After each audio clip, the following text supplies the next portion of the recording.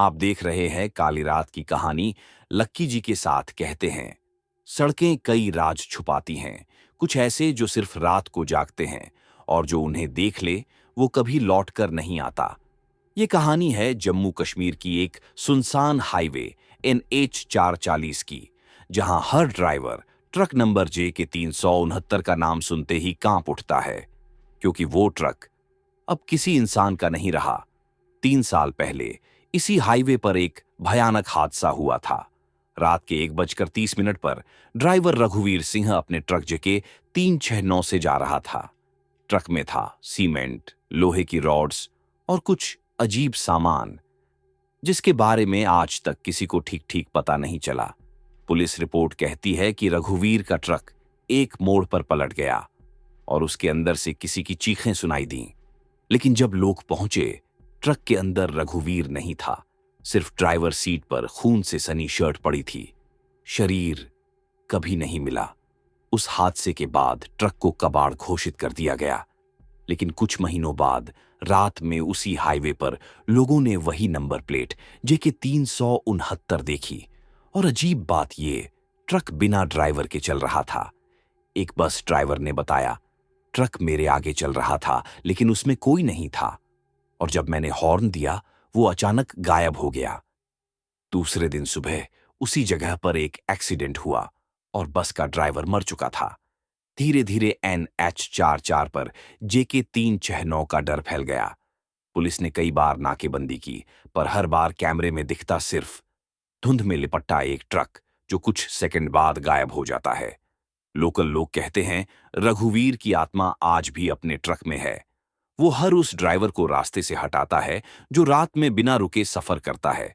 कई बार लोग कसम खाकर कहते हैं, रात के ठीक 1:30 जब आप NH 44 पार करते हैं तो पीछे से किसी ट्रक के हॉर्न की आवाज आती है, लेकिन मुड़कर देखने पर वहां कुछ नहीं होता। और अगर कभी आप उस रास्ते पर हों और ट्रक नंबर जेके 369 दिख जाए, तो एक बात याद रखिए, रुकना मत, पीछे मत देखना, क्योंकि शायद वो ट्रक आपको अपनी सवारी बना ले।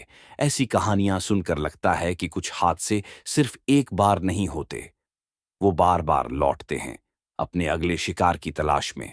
मैं हूं आपका दोस्त लक्की, फिर मिलेंगे अगली डरावनी कहानी में। तब तक के लिए बाय और टेक केयर। आप देख रहे हैं काली रात की कहानी लकी जी के साथ। कहानी है उत्तर प्रदेश के गोंडा जिले के एक छोटे से गांव कुंडा की। गांव के बाहर बांस के झुरमुटों के बीच एक पुराना देशी शराब का ठेका था। कहते हैं वहां रात को अजीब चीजें होती थीं। बोतलें अपने आप खुल जाती थीं और हवा में कोई आवाज गूंजती थी, थोड़ा मुझे भी पिला दे। उस ठेके पर काम करता था रघु, उम्र करीब 35 साल, नशे में हमेशा धुत, दिन में हंसमुख लेकिन रात में कुछ और ही बन जाता था। लोग कहते थे रघु रात को अकेला नहीं रहता, वो किसी अदृश्य आदमी से बातें करता है।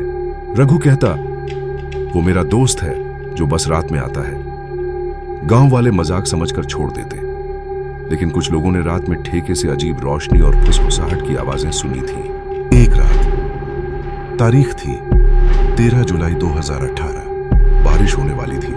हवा में अजीब ठंडक थी। ठेके के चारों ओर सन्नाटा। रघु अकेला बैठा बोतल में शराब डाल रहा था। उसने पहला घूंट पिया और खुद से बोला, चलो रघु, आज भी तेरे दोस्त का साथ रहेगा। तभी पीछे से किसी की फुसफुसाहट आई, थोड़ा मुझे भी पिला दे। रघु ने पीछे देखा, कोई नहीं था। वो हंसा, लगता है ज्यादा चढ़ गई। लेकिन अगले ही पल गिलास अपने आप हिल गया। बोतल टेबल से लुढ़क कर जमीन पर आ गिरी, पर टूटी नहीं, बल्कि अपने आप खड़ी हो गई। रघु ने डरते हुए कहा, कौन है वहां?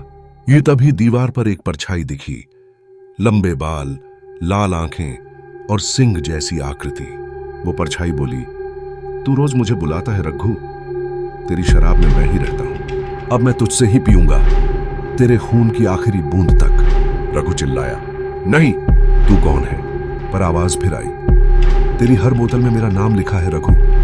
लाइट टिमटिमाई, दरवाजा अपने आप बंद हो गया। बोतलें अपने आप गिरने लगीं और हवा इतनी तेज चली कि ठेका कांप उठा। रघु ने बाहर भागने की कोशिश की, लेकिन दरवाजा खुला ही नहीं। उसने चिल्लाया, कोई है क्या? बचाओ! तभी बोतल हवा में उठी और किसी अदृश्य हाथ ने गिलास में शराब भरी। वो गिलास खुद ही उठा और दीवार पर परछाई ने उसे पिया। उसके बाद रघु की चीख सुनाई दी और ठेके की सारी लाइटें बुझ गईं। सुबह जब गांव वाले पहुंचे, ठेका खुला था, पर अंदर रघु नहीं था। दीवार पर लहू से लिखा था, एक घूंट और। टेबल पर टूटी हुई बोतल और जमीन पर रघु का पुराना गमछा पड़ा था। गांव के बुजुर्ग बोले, रघु को शैतान ले गया। वो रोज नशे में उसी को बुलाता था। अब वो ठेका बंद है, लेकिन जो भी वहां रात में शराब लेकर बैठता है, कहते हैं कि बोतल अपने आप खुल जाती है। कभी कभी गिलास में शराब अपने आप भर जाती है और हवा में वही आवाज गूंजती है, थोड़ा मुझे भी पिला दे। कई लोगों ने बताया कि उन्होंने रघु को देखा। वो ठेके में बैठा था, मुस्कुरा रहा था, बोतल हाथ में लिए किसी के साथ चीयर्स कर रहा था। पर जब पास गए तो वो कुर्सी खाली थी। आज के कहानी में बस इतना ही। तब तक के लिए बाय एंड टेक केयर।